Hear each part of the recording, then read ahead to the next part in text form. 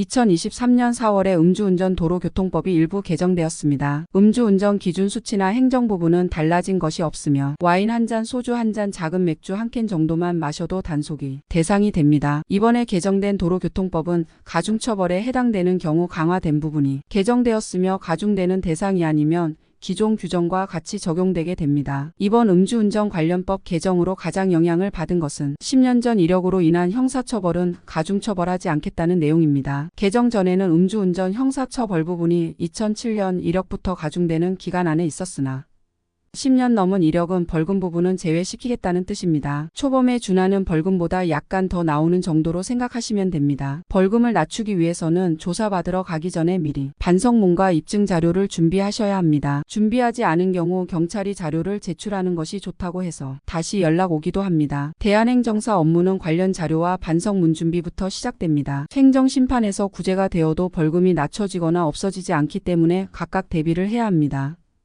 행정처분 부분은 기존과 같기 때문에 10년이 넘는 이력은 물론 22년 전 이력까지 횟수에 포함됩니다.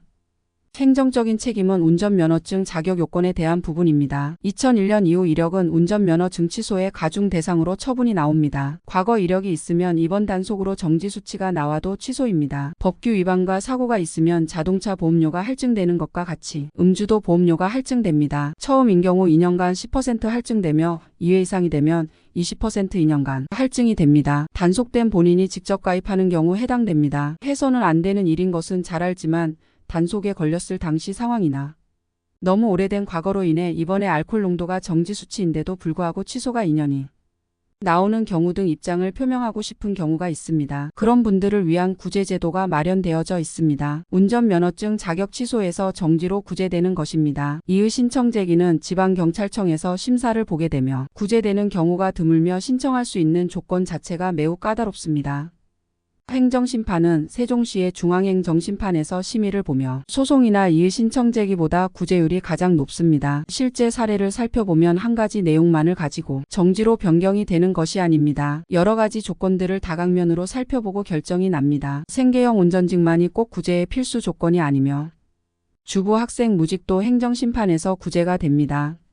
전혀 모르는 분야라서 누군가의 도움을 받기로 결정을 하였다면 가능한 한 빨리 도움을 받는 것이 진행하는 입장에서 더 큰 도움을 받을 수 있습니다.